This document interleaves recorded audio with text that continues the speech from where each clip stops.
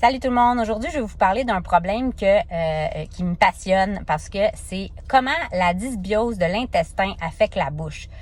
Moi, j'ai toujours pensé, je me suis catégorisée comme en ayant des mauvaises dents. Alors, j'avais bien des caries, j'avais de la plaque facilement, il faut que j'aille chez le dentiste à tous les 3 mois, j'ai 2 implants, en tout cas, vous voyez là le style.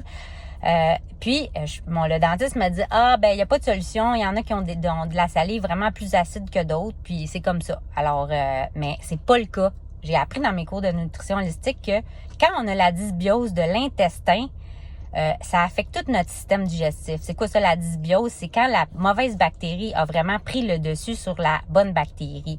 Alors, ça va affecter tout notre système digestif, incluant nos dents. Alors, c'est vraiment important de régler ça, le problème de dysbiose ou aussi de la perméabilité intestinale qui est encore pire. Mais souvent, on a les deux en même temps.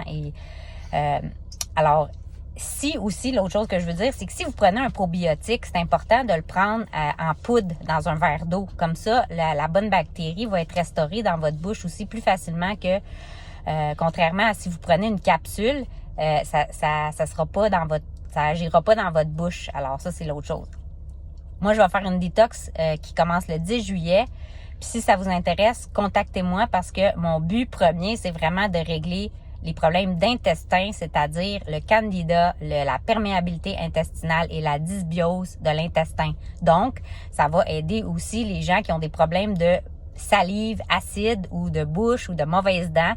Alors, si ça vous intéresse, je serais vraiment contente de vous avoir avec moi. Bonne journée!